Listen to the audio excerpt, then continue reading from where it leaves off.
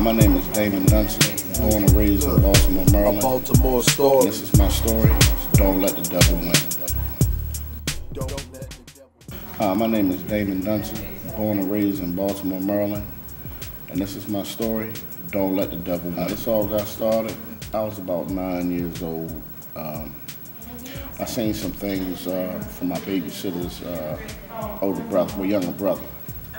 And I was just kind of like her younger brother kind of hit me to the game.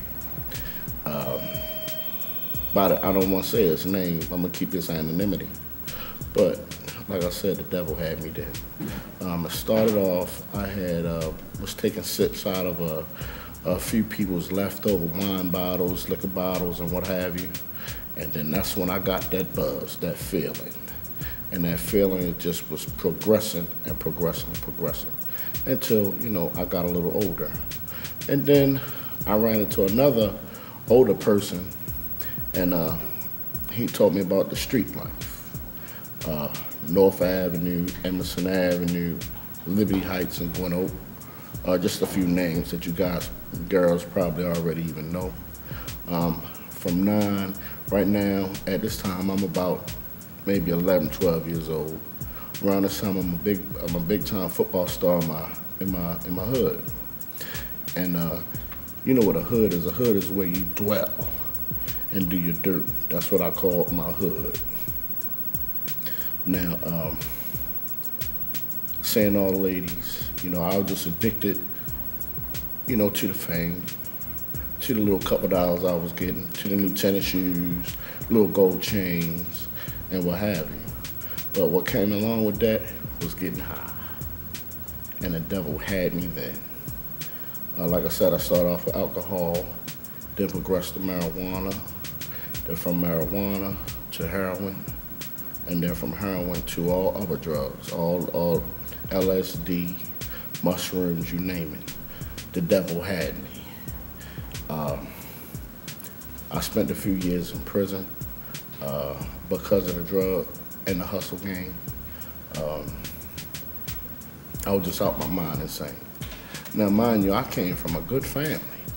Mother and father both in the house. Older sister, she wasn't hardly home. She was away in school. We 5 years apart. But, you know, I felt I was alone. And by me feeling alone, the guys that I found on the street became my big brothers and my big sisters. They taught me what I thought was right, how to live like a man. And how to live like a man then was to get high off heroin, tote your gun, sell your drugs, and mess with all the women that you can. You know, turn me into a deadbeat dad to my oldest daughter. I don't want to say her name. I want to keep her anonymity. The devil had me. Now, mind you, I was going to church here and there with my family when they can get a hold of me. But the devil had me. He was too strong, you know. And I was just gone out my mind, you know. Because of the drug use, the way the devil had me, I tried to commit suicide several times. I hung myself, ate rat poison, stuck myself in the needle in the neck with heroin, slit my wrist, you name it. The devil had me. But let me tell y'all a story about how the devil won't have you. Just give yourself to God. Give yourself to him. Now, when you give yourself to him, all your faults might not go away all at once, but slowly but surely, you can knock down each notch, one by one. The devil still had me. I had to get down on my hands and knees and ask for his forgiveness and ask him to guide me because the devil had me. Now, I don't wish my life on nobody. I'm doing this documentary. Right now I'm in Hardyville, South Carolina we came for a family reunion. And I was asked about my life. And he said, and then my cousin said, why not put it on camera. So that's what I'm doing now. I'm doing this not just to help myself, but to help other young men who might be doing or did the same things that I went through. So you don't have to go through it. The devil had me. And I named the title of this documentary, Don't Let the Devil Win, is because if you keep fornicating, if you keep putting drugs in your veins and in your lungs, the devil's gonna have you. And all the devil wanna do is just hurt and destroy. And you don't want that. I don't want that. So, on vacation with my family, the devil don't have me. Now, I still got my faults. I'm not perfect, but who is? But the devil don't have me. He don't control me. He don't rule me like he did. Now, how I learned how to hustle. You know, I was riding my dirt bike one day, and just so happened I seen a couple guys that went to my school. They went to my middle school. And I was like, man, what y'all doing? I was like, man, we making a few dollars.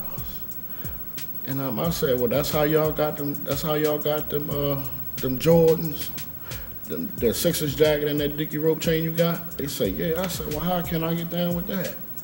So this is what he said. He said, look, put this in your hand. You see that guy over there? I said, yeah, I see him. Go over there and slap 5 with him. You give him that. It's gonna be a fair exchange.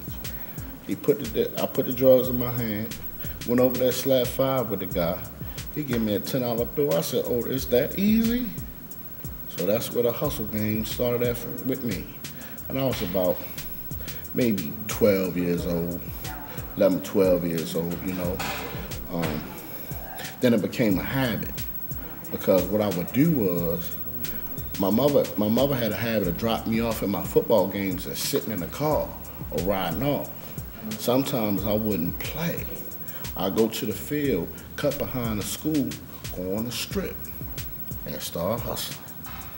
And that's how I started. Well, let me tell you how the hustle game got me my first experience going to jail. Like I told you, by this time, I'm still a football star at my school. I'm in the 9th grade, and I was going to a school. I don't want to say the name because I want to keep its anonymity.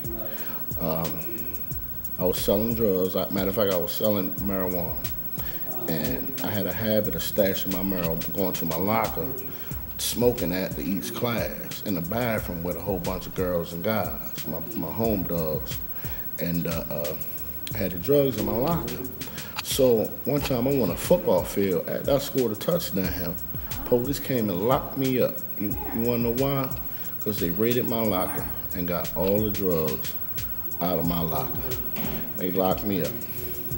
Now, the experience that I had as a young man inside of the jail, now on the street, the crew that I ran with, I had to keep that same kind of tough guy rep when I went to jail. So I carried the street life inside the jail where I went. The same way I went hard on the street, that's the same way I went hard in jail.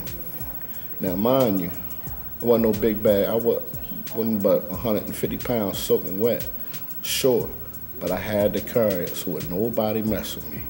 You know, it was a GPH name. That was the name of our crew, GPH, Grove Park Hustlers. And I had to carry it as such. Now, the experience that I had in the jail, I had to fight every day. And when we went to school, if somebody told me Day-Day, that was my street name, Day-Day, if they say Day-Day, go take his lunch, I went and took his lunch. And how I did it, by any means necessary. With a pencil, stab him in the neck, or strangle him, hit him with a mop ring or whatever. That's what I had to do. Now, I stayed about 7 to 9 months in Charles H. Hickey Junior School for boys, and there was a jail for young guys, for juveniles, and it was terrible. I mean, real terrible. Now, I can say it now, I was scared, but I didn't let nobody else know it. So I just tried to stay tough. Now, by this time, I I was a father around this time. My oldest daughter was just born around this time. And when I got out, I tried to do the right thing. But remember what I said from the beginning, the devil had me. I tried to go to school, get my GED, tried to be a good father, but the streets was calling me. The devil was calling me, and I was rolling with the devil. Whatever he said do, I did. Now, the devil can come in the form of your girlfriend, your friends, so-called friends, or anybody else in that matter who taught you wrong when they thought they was teaching you right. The devil had me. Okay, the devil still had me. But let me tell you how I allowed Jesus to enter into my body, my soul, my being. Hustling, I became my best customer. The heroin, the crack cocaine, anything I can get my hands on, I sold it, but at the same time, I put it in me. I was my best customer. And I can remember one night I got all hired up, and it was off some dippers. I smoked that dipper, and I couldn't get out of my car. I couldn't drive, I couldn't do nothing, so I just sat there and cried. And that was the first time I asked Jesus for help. I said, Lord, if you get me out of this, I won't do it no more. Bam. Jesus got me out of it. He got me out of it. But then I went right back to it because I stopped calling on the Lord. And when I stopped calling on the Lord, I allowed the devil to enter my being one more time. And then as a result, I started getting high again real heavy. I was robbing stores. I was anybody I could steal from. I stole from my parents, stole from my sister, stole from my children, and then, like I said, I was robbing stores with a couple of other buddies. I won't say their names because I'm gonna keep their anonymity. We robbed stores so much, and I'm not trying to glorify this, but we were on the news, Maryland's Most Wanted. And then after I seen it, I was like, whoa. And then I asked God, I said, God, if you get me out of this, I'll turn my life around. So God got a funny sense of humor. How he got me out of this, he sent me to prison for a few years as a result of me robbing, stealing, and doing other kind of things to get money, to get high. The devil had me. Now, this experience when I went to prison as a young man, I was 18 years old when I went to prison, big boy prison, 18. Scared to death. But being on the street, my name was stated, GPH, Grove Park Hustlers. We had a code by any means necessary. So that's how I carried it when I went to prison as an older but younger man. So when I went to prison, I sold drugs, I got high, I stabbed people, I robbed people, because that's what I was known to do. If you told me to do it, I did it. Now mind you, scared to death, but I did it. Now, I spent a few years in prison. My last year in there, I stopped doing everything. Going to church, going to Bible study. Anything about praising God that they had to do in prison, I did that last year. Got my GED, and I was prepared for the streets once I got out. Now, when I got out of jail, I got out of prison, Hagerstown. You know it is, don't walk on the grass, else they'll beat your ass. That's the code up in Hagerstown. Now, once I got back out on the street, I tried to patch things up with my oldest daughter's mother. I did okay for a little while, but I fell back into the devil's trap. The devil had me, okay? Now, I'm an older man now. And what really made me get on my knees this time, the last time, and ask God to enter into my being. I got all hired up one night, and I tried to kill myself. Actually, I tried to kill myself several times because the devil had me. I no longer wanted to be the devil's pawn, so I did anything and everything that I could do to take my life so the devil wouldn't have me no more. Now, miraculously, I got on my knees one time and I said, God, please, if you help me this one last time, I'll be yours forever. And you know what God did? Jesus helped me. He reunited me with my family. He reunited me with my daughters. And he reunited me with me, the person I always wanted to be. Don't let the devil win. Now, Jesus has me. Now, let me show you how good Jesus is. One thing that I always wanted was to have a good and great relationship with my father. I won't say his name, I'm gonna keep his anonymity, but for you people that know me, you know who he is, and you know how my father rolls. My father didn't like no druggie, he didn't like no thief. I'm no longer that anymore. Me and my dad, we have a fantastic relationship. Me and my moms, we got a fantastic relationship. I got 3 daughters, Deja, Asia, and Shade. I love my girls. I love them very much. Now, I volunteer at a hospital during my spare time. I work out, go to Bible study, anything they got at the church, I go.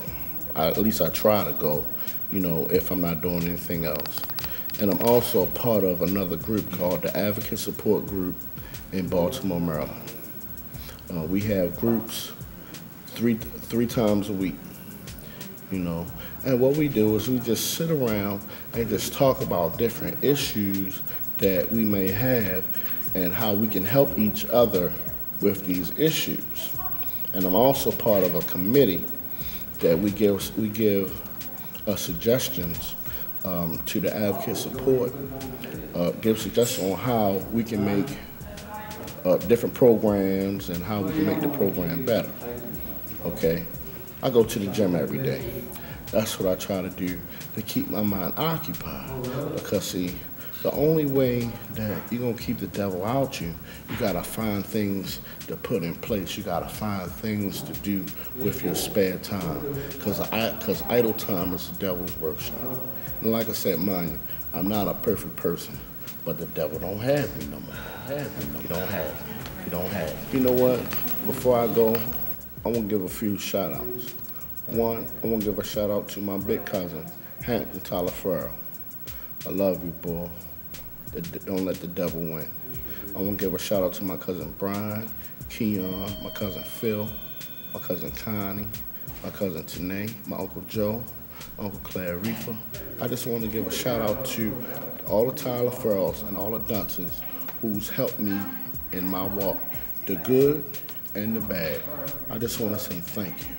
But I also want to give a shout out to my 3 beautiful girls who, my oldest daughter, I'm going to tell you a little story. My oldest daughter, coming up, while the devil had me, I was kind of a bad father, wasn't in her life, in and out of her life. But now, I try to at least talk to her on the phone. We don't see each other that much, but that's good. But I know she loves me, and I know I love her.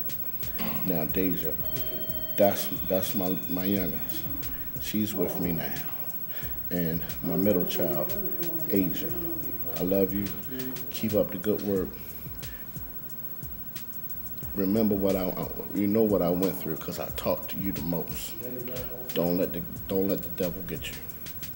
Now, I also want to give a shout out to my baby mother Roxanne. What's up, yo? My baby mother Roxanne, she helped me out a whole lot. And I'm so proud of you too. You one of the best mothers on this world, on this earth. Thank you for all that you've done. And I also want to give a shout out to Latrice and Tanika and Annette. Love y'all. Thank y'all. Now, last but not least, I want to give a big shout out to my mom and my dad. Thank you for putting up with me for 38 years. Thank you for putting up with me you've been there through the good times and you've been there through the bad times. I mean, you kicked me out, but you let me back in. Kicked me out, but you let me back in. I just want to say thank you, thank you, thank you. And one more person that I want to say thank you to. I want to give a shout out to my cousin Jamal. Love you, boy. I hope you watch. I hope you get a chance to see this because you've been there during my roughest and darkest days, and you see me now. Thank you. And one more person, one more being I like to thank. I like to thank God. Thank you, Jesus, for bringing me out. My name is David Johnson. Born and raised in Baltimore, Maryland. A Baltimore Story. This is my story. Don't let the devil win. Don't let the devil win. My name is Damon Dunson. Born and raised in Baltimore, Maryland. A Baltimore Story. This is my story. Don't let the devil win. Don't let the devil win. I remember when Cuz was just a baby. The B-more streets raised him up the hard way now. Trying to get back the stolen years, the joy, the pain, the blood, the sweat and tears. Youngin sniffing heroin, smoking weed. Became a daddy at 15, a mouth to feed. Ballin, sipping on wine and vodka. Keep a stash of weed inside his locker. Football field scoring a touchdown. 9th grade, here comes the cops. Handcuffs, uptown, jail, hell now. It's really time to fight. About $1.50 soaking wet, but Day's rep is tight. In and out and in. Jesus, please hear us cry. He refuses to let the devil win. Refuses to let the devil win. A Baltimore Story. My name is Damon Dunson. Born and raised in Baltimore, Maryland. Don't let the devil win. Don't let the devil win. My name is Damon Dunson. Born and raised in Baltimore, Maryland. And this is my story. Don't let the devil win. Don't let the devil win. How I learned how to hustle. You know, I was riding my dirt bike one day, and just so happened I seen a couple guys that went to my school, that went to my middle school, and I was like, man, what y'all doing? I was like, man, we making a few dollars. And I said, well, that's how y'all got them. That's how y'all got them Jordans, the Sixers jacket and that Dickie rope chain you got. They say, yeah. I said, well, how can I get down with that? So this is what he said. He said, look, put this in your hand. You see that guy over there? I said, yeah, I see him. Go over there and slap 5 with him. You give him that. It's gonna be a fair exchange. I put the drawers in my hand. Went over there, slapped 5 with the guy. He gave me a $10 bill. I said, oh, is that easy? So that's where the hustle game started at with me. And I was about maybe 12 years old, 11, 12 years old, you know. Then it became a habit because what I would do was my mother had a habit of dropping me off at my football games and sitting in the car or riding off. Sometimes I wouldn't play. I'd go to the field, cut behind the school, go on the strip, and start hustling. And that's how it started for me. My name is Damon Dunson, born and raised in Baltimore, Maryland. And this is my story. Don't let the devil win. My name is Damon Dunson, born and raised in Baltimore, Maryland. And this is my story. Don't let the devil win. No need for slick talk, cause the talk is slick. The game is thick, the devil's a pimp, don't be his trick. And he can't win unless we let him in. With the sin, he let you have some fun, pretend to be your best friend. The joke is wild, try to kick it with you forever. The trap is clever, fire up, flame on. Street fortune and fame on. Addicted and locked up, game on. The book of death, your name is on. Cuz was just a kid, he didn't know it would turn into this. With thoughts of suicide slitting his wrist. He had thoughts of his baby girls and wanted to live. Jesus save his soul so he can give something back positive before he leaves this earth. Repent, confess, believe, welcome to the new birth. Priceless is what your soul is worth. Yeah, a Baltimore story. My name is David Dunson. Don't let the devil win. Baltimore, Maryland. And this is my story. Don't let the devil win. A Baltimore My name is David Dunson. Born and raised in Baltimore, Maryland. And this is my story.